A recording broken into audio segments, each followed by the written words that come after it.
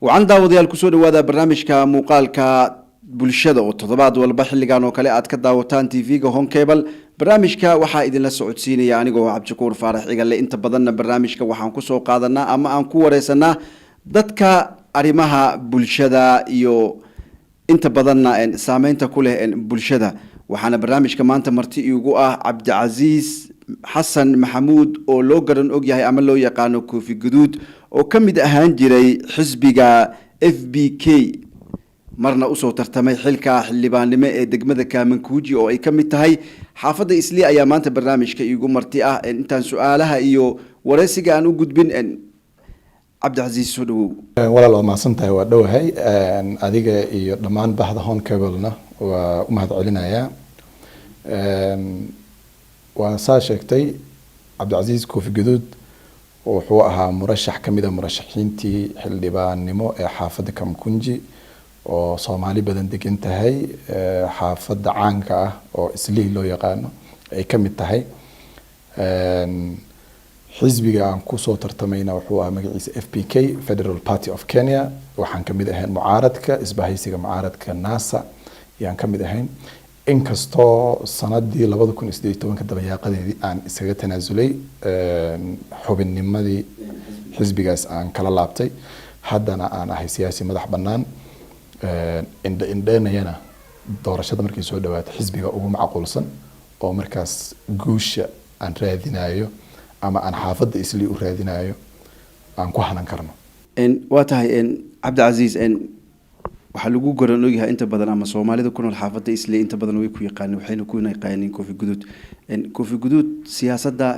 gurmuu soo galay Koofi Guduud siyaasadda wuxuu soo galay bishii afraad 2017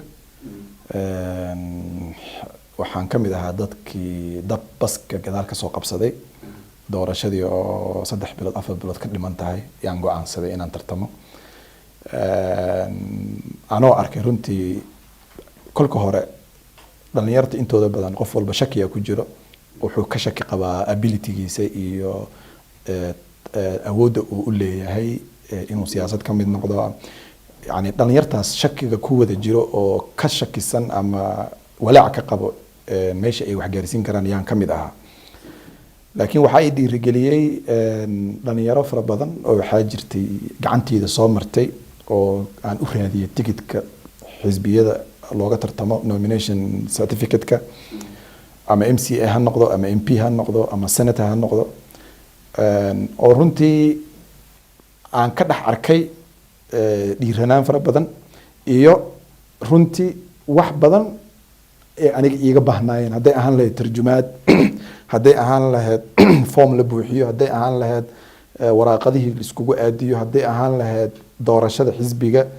dhulka uu ka taagan yahay يعني دول والب حزب بقى كأدق سيدي كوكلا دوران لهاينا كأدكت أنيقا ما أوجين واحد سنا أقول لا لكن هدام أن ساعدي ضد بدن وحقيقي صوب حدي حدي بقى يجا أن أقبل كره أن إيران قبسن كره إنتازنا وحقيقي سيه الرئيس حافظ إسلي أن كنا ولا إلا هذا كنا ولا هاي مدلبات لبسنا كدوات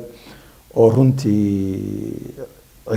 dhibaatooyin fara badan shacabka Soomaalida ay kala kulmaan hadii aan lahayd booliiska hadii aan lahayd siyaasiyiinta aan Soomaalida ahayn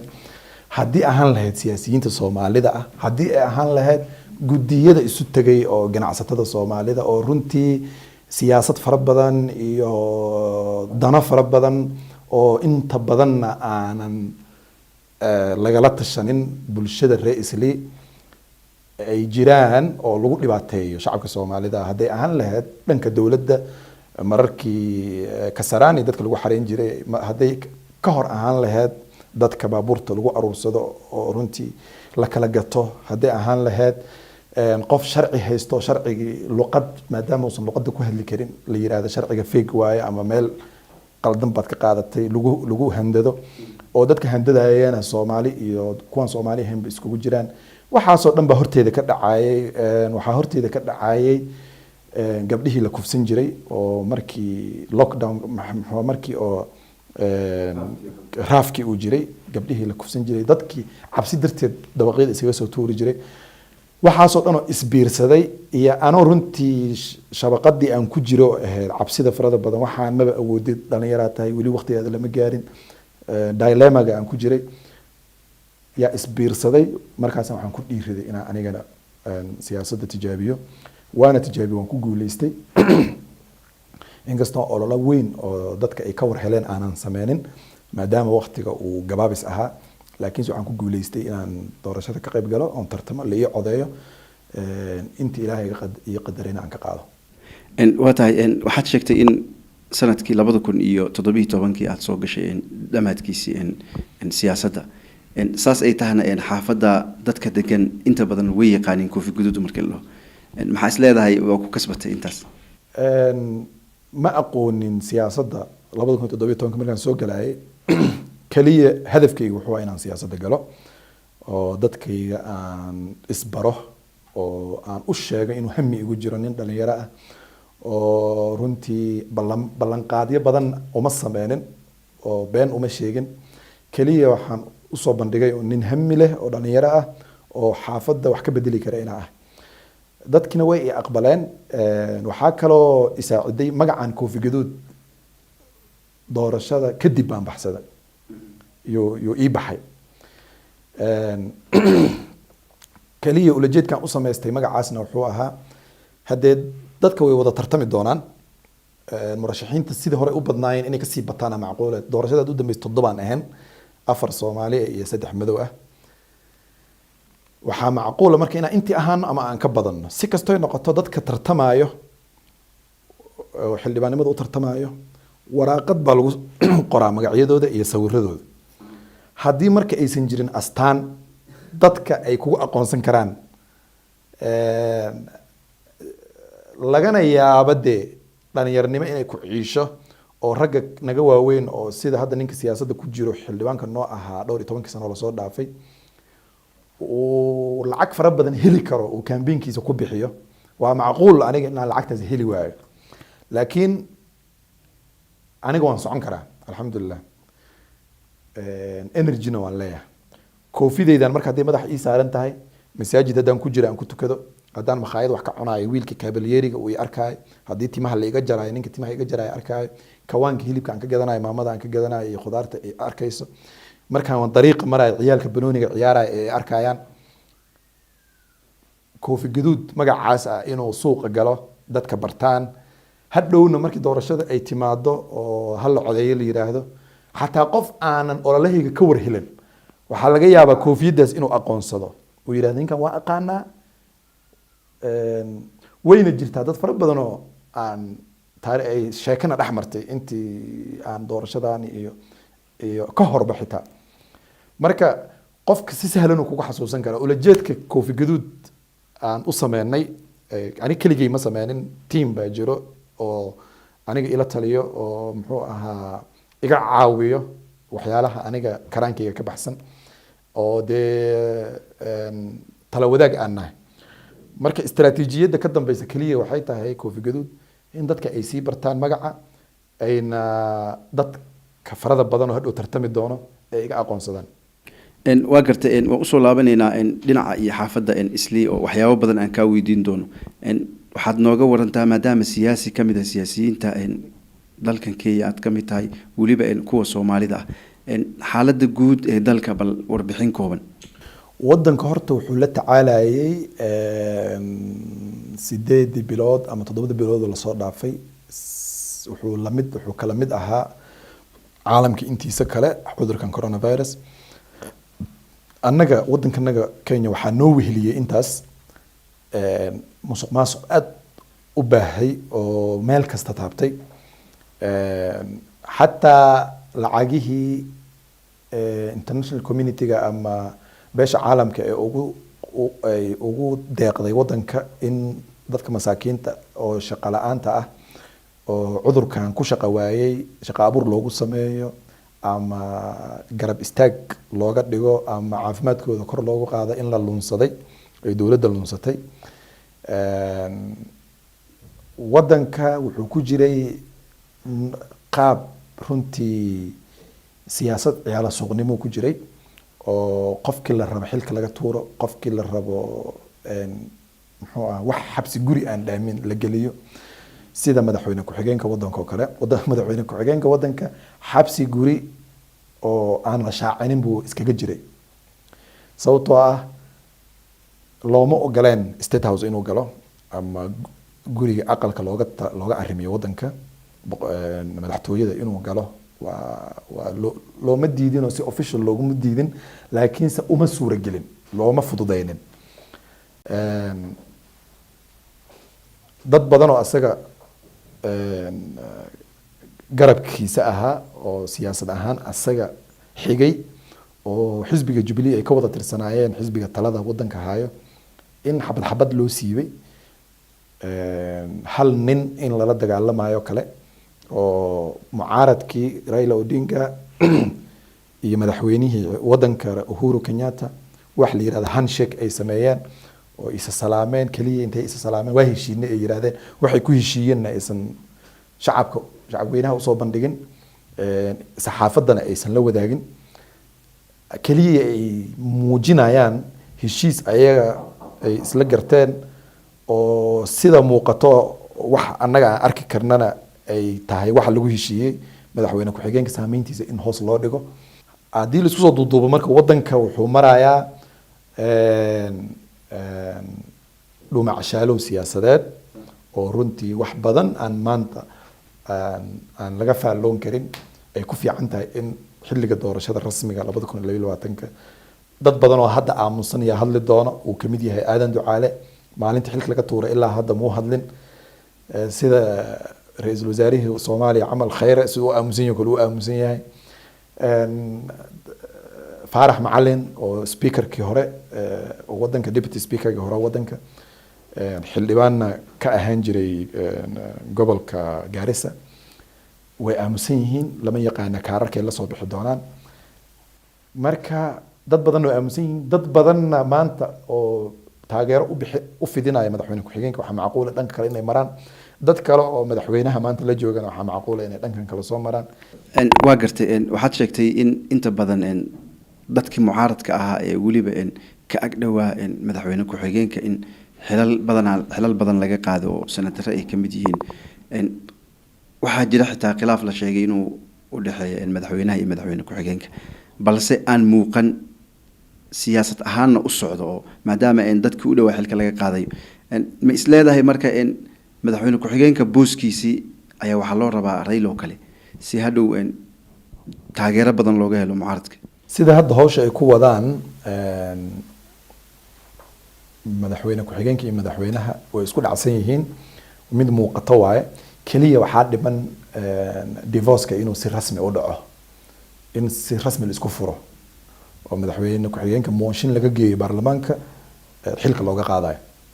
impeachment lagu sameeyo sidaasna dawladda looga saaro ama inuu asaga garto wadanka inuu san kusii socon karin oo asaga ikhtiyaarkiisa u go'aansado inuu iscasilo labadaas option buu ay furan tahay midda ah madaxweyne Uhuru Kenyatta inuu Raila Odinga u raadinayo xilka madaxweyne ku-xigeenka haddii la saaro oo impeachment lagu sameeyo Raila meel uu ka soo geli kara dawladda malaha sababtoo ah madaxweyne ku-xigeenka waa la doortay waxaa bedeli kara kaliya nin la doortay laakiin madaxweynaha wuu magacaabi karaa qof oo xilkaas sii hayo laakiin ilamaha qofkaas inuu Raila noqon doono ama noqon karo sababtoo ah Raila wuxuu madaxweyne ku-xigeenkan uu iskala weyn yahay jagadiisa madaxweynahan ku fadhiyana uma quuro madaxweynenimada oo asaga isla rabo marka madaxweyne 2 sanana ma rabo doorashada dhax ka dhiman 2 sano hadduu yiraahdo in madaxweyne ku-xigeenan ka dhigaa la yiraahdo iska dhaaf haddii la yiraahdo xitaa madaxweynahan ka dhigaya 2 sano iima qalantuu leeyahay macnaha nin qab weyn waaye gorgortankiisa siyaasadeedna intaas way ka qaalisan tahay doorashada soo socota ee 2022 ka goofi guud ahaan adiga mu sharaxanta xilkii hore oo aad hore u weysay mar labaad soo sharaxaysa aad iyo aad oo ku sheegay kolka horeba murashaxnimadeedii hore waxay ku saleysnayd oo kaliya inaan dadka isbaro oo aan u sheego wiil dhalinyaro ah oo dhiiran oo fahansan waxa xaafadda ka socda Islii iyo Kamkunji guud ahaan inaan ahay xilkan aan diyaar u ahay dad badan kamay war helin fariintii aan diray waagaas laakiin maanta dad fara badan oo runtii xataa ka baxsan Islii iyo Kamkunji ka baxsan oo gobolada kale oo Soomaalida ku nooshahay Mandera gaari taageerayaal baan ku leeyahay Mandera sida xaafadda Mandera East oo kale taageero fara badan baan ku leeyahay Wajeer South ayadana turkeeda taageero fiican baan ku leeyahay xataa aniga taageerahayga wuu ka gudbay Kenya Muqdisho liga soo taageera oo fariimo hambalyo liga soo diraa maanta marka maalin dhaweeyto waxaan sameeyay post ah taageeraha Koofi Gaduud meeshii kala joogaan in ogaadaan rabaa bal meesha joogto noo sheeg surprise ka wuxuu igu noqday dadkii Kenya iga taageerayay iyo dadkii Soomaaliya iyo meelaha kale London Ingiriiska Mareykanka Sweden dadkaas qurbaha joogo yaaba ka badnaaba dadkii Ra'iislii waxaa jira qorshe aad wadid oo ah in xaafadda Islii oo kamid ah degmada Kamukunji in laga jaro degmada Kamukunji qorshahaas awadid balka waran qorshahaas xaq uu maraya wuu jira arrinkaas sanadii 2018 bishii 8 taariikh 2 yaan waxaan warqad u qoray guddiga doorashooyinka ee madax bannaan IEBC anoo ka codsanayo xaafadda Islii in laga soo jaro xaafadan kale ee madowga u badan yihiin Kamukunji ulajeedkana uu ahaa doorasho kastoon galno haddaan nahay Soomaalida waa noogala cod badan yahay siyaabooyin kala duwan oo sababahoodana annaga aan leenahana noogala badan yahay ma aha tira ahaan in nagala badan yahay codayn ahaan voter ahaan baa nagala badan yahay annaga waxaa dhacdo inteena badan horta kaarka codaynta inaanan qaadan Soomaalida Islii waxaa lagu qiyaasaa 300,000 inay gaarayaan 300,000 inay gaarayaan xaafadda Kamukunjina waxaa u diiwaan gashan populationka hadda la qaaday censuskii hadda u dambeeyay 2019 tirakoobkii la qaaday 375,000 inaan nahay Islii bas ahna waxaa lagu qiyaasaa 300,000 say marka nooga cod badan karaan 75,000 dad 75,000 say uga cod badan karaan dad 300,000 macnaha waxaa weeye inteena badan sharciga waa iska haysanaa inaan dukaamo ku furanno ku safarno askartaan wadada taagana yac iskaga dhahna bas yaa u qaadanaa markii codaynta ay timaado kaarka codaynta ma qaadano inteena qaadatana in badan oo naga mid ah 50% iyo wax ka badan ma codeyno annagoo ka wahsanayna laynka dheer iyo Soomaalida waa taqaana dad shortcut jecel waay wixii dhaqso in loo bobsiyay rabaan codayntana waxay u baahan tahay commitment iyo dulqaad iyo inaad qadiyad Soomaalinimo ama qadiyad muslimnimo ama qadiyad qoomiyad wax adiga ku drive gareynaa inay jiraan marka Soomaalida maadaama ay dareemeen wadanka in xoogaa lagu gacan bidixeynayo oo qaxootiyaad yihiin la leeyahay oo maalin walba ganacsigooda la dhacaayo maalin walba hanjabaad socoto iyo xawaaladaha hal la xiro masaajidda hal la xiro hebelow hal la xiro kasalaani hal la tago dadka hal la tarxiilo waxaasoo dhan intimidationkaas yaa waxay dareensiisay maxaaba aniga ii keenayaba inaan line u gala codayn hadiiba wadanka aan xuquuq ku lahayn taas waxaa weeye marka waa wax loo baahan yahay inaan bedelno xaafadana aan ka dhigna xaafad xildhibaan gooni u leh ay noqoto mashruucaas waxaa la yiraahdaa Islii Kando Initiative Islii in looga soo jaro xaafadda Kamukunji inteeda kale Islii North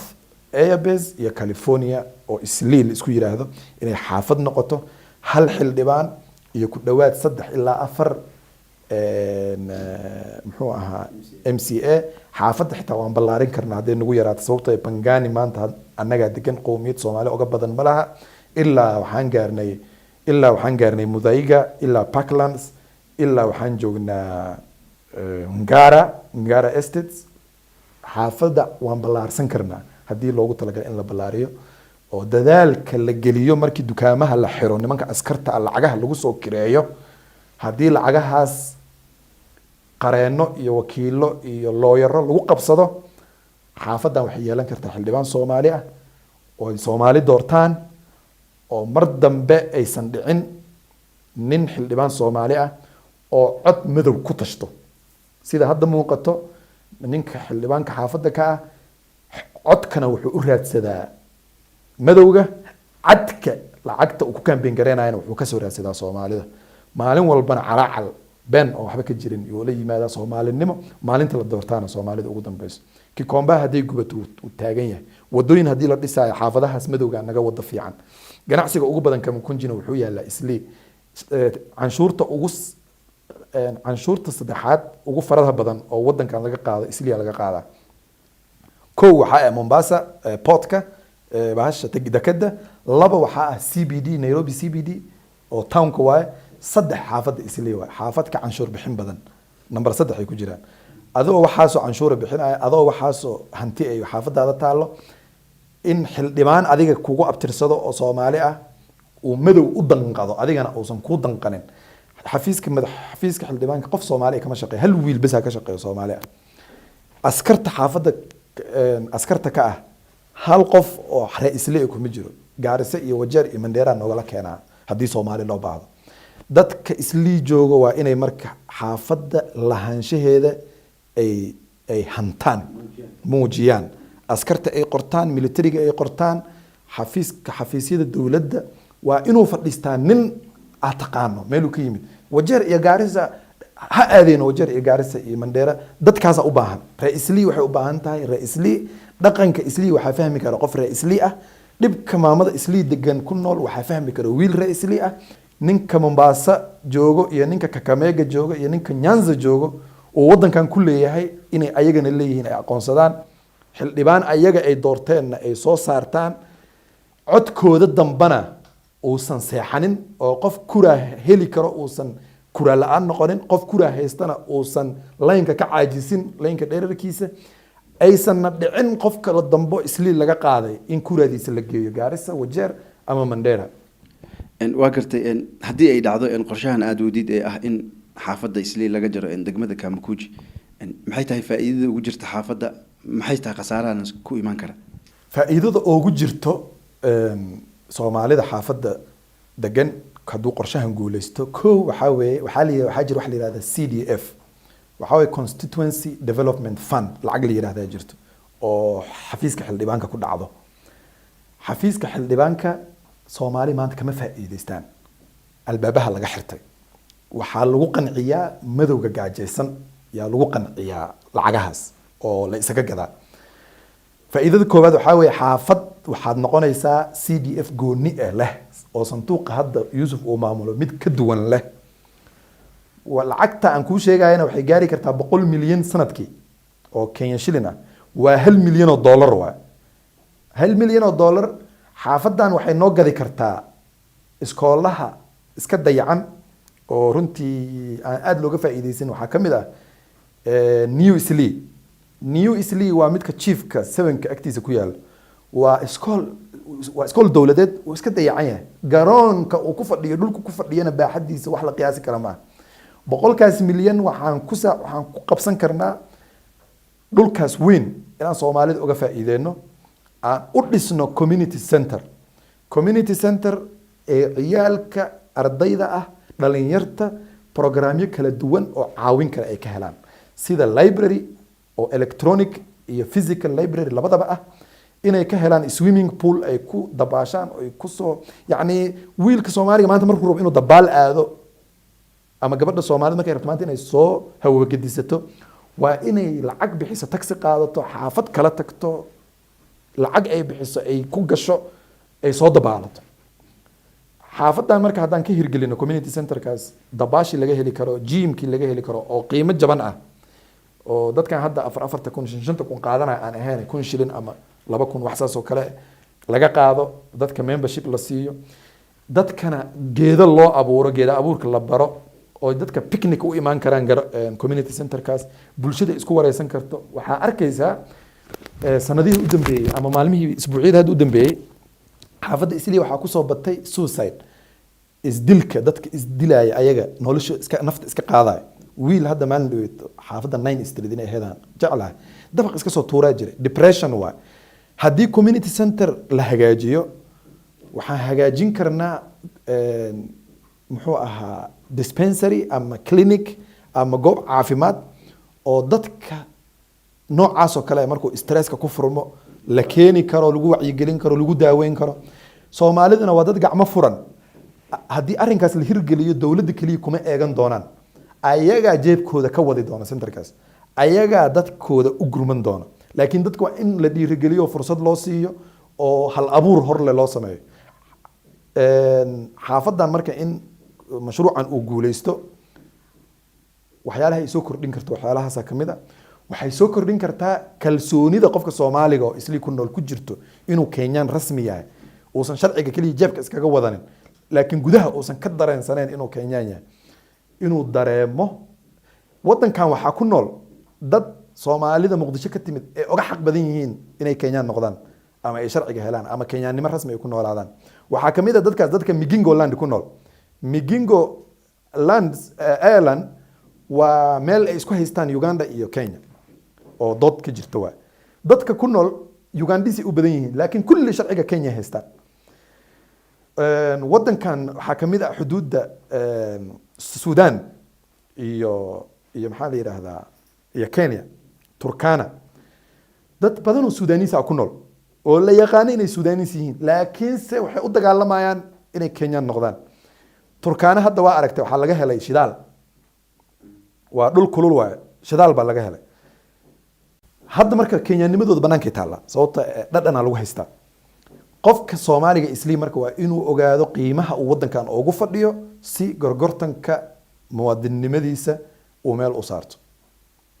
waa tahay cabdicasiis xasan maxamuud kofi guduud waqtiga qaaliga ay nasiisan waan kaaga mahadcelinayna siyaabo kala duwan oo muhiim ahna waad uga hadashay xaafadda su'aalihi aan ka weydiinay ugu dambeyn maadaama dad badan oo Soomaali ah ay ku daawanayaan waliba kuwa ku nool Kenya gaar ahaan xaafadda Isli muxuu yahay baaqaaga ugu dambeeya aad u joodinayso adigoo waqtiga soo koobay baaqayga ugu dambeeya wuxuu noqonayaa mashruucan Isli Kando Initiative aan wada istaagno aan wada qaadano aan ka doodno على الأقل faa'iidada iyo qasarada noogu jirta aan ogaano professor Soomaali oo far badan buuxo nooga faa'iideyn karo bulshada u sharaxi karo annaga teamka Kofi Gaduudna diyaar ah u nahay wixii fududeyn ah iyo doodahaas in la qabto ama dadka la isku keeno waa diyaar baan u nahay baaqa u dambeeyo u jeedinayo Soomaalida xaafadda Isli waxa weeye wax kala sameeya laakiin codkiina ah oo cod Isli wax looga qaban karo wax looga bedeli kara ah walaalayaalow mar dambe seediba ii tahay iyo ilma habreed baan nahay iyo isku jif aan nahay yaanan lagaaga qaadin Isli oo lagu geenin Gaarisa Wajeer iyo Mandera Soomaali kale oo wadankooda ama dhulkooda raba inay dhistaan yeesan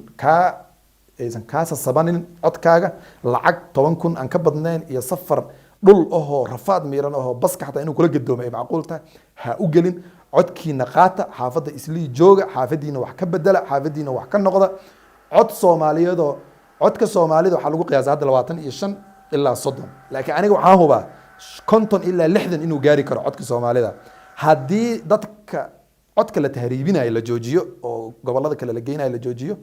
iyo dadka kuraada la seexanayo la joojiyo dadka Kikuyada iyo dadkan kale oo jalwada